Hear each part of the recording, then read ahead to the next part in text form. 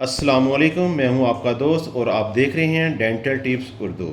آج ہم ایک ایسے مسئلے پہ بات کریں گے جو بہت عام ہے لیکن اکثر لوگ اسے نظر انداز کر دیتے ہیں، اور وہ ہے دانت کی جڑ میں پیپ بن جانا، جسے ہم ڈینٹل ابسیس بھی کہتے ہیں۔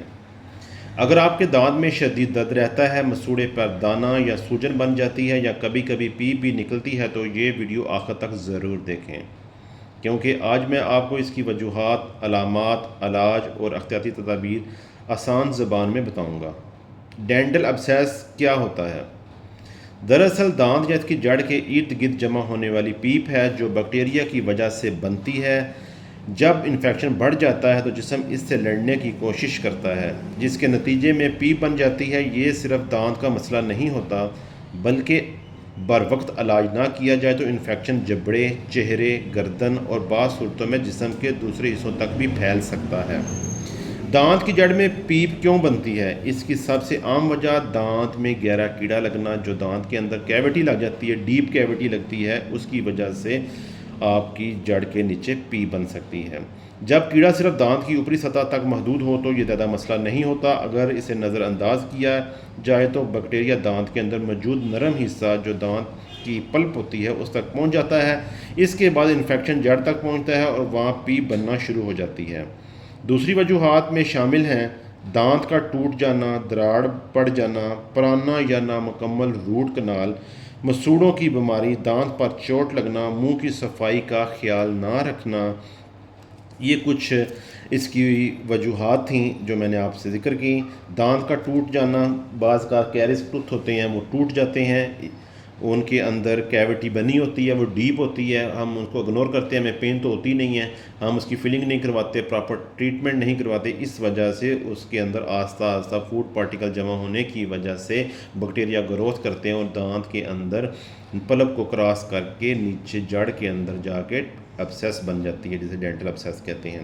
پرانا روٹ کنال جو نامکمل ہوتا ہے، بعض کیسز میں ایسا ہوتا ہے کہ پیشنٹ آتا ہے، روٹ کنال کرواتا ہے، روٹ کنال کروانے کے بعد فرسٹ وزٹ پہ، سیکنڈ وزٹ پہ اس کو پین ختم ہو جاتی ہے، وہ تھرڈ وزٹ پہ آ کے اپنی پراپر فیلنگ نہیں کراچا، ایپچوریشن نہیں ہوتی، اس وجہ سے وہ کچھ عرصے کے بعد دانت کے اندر، جڑ کے اندر پیپ پڑ سکتی ہے۔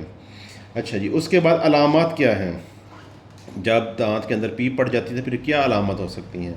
اس میں کچھ علامات یہ ہیں کہ رات میں شدید دھڑکتا ہوا درد محسوس ہوتا ہے، جیسے لیٹنے سے بہت شدت بڑھ جاتی ہے، گرم یا ٹھنڈی چیز لگنے پر شدید تکلیف ہوتی ہے، کھانا چبانے میں درد محسوس ہوتا ہے، مسوڑے یا چہرے پر سوجن ہو سکتی ہے، منہ یا بدبودار پانی آ سکتا ہے، پیپ کے اندر، منہ کے اندر پیپ دار پانی محسوس ہو سکتا ہے، بدبو آ سکتی ہے، بعض اوقات منہ کھولنے یا نگلنے میں تکلیف ہو سکتی ہے۔ کیا پیپ خود نکل جائے تو مسئلہ ختم ہو جاتا ہے؟ نہیں، یہ ایک بہت بڑی غلط فہمی ہے۔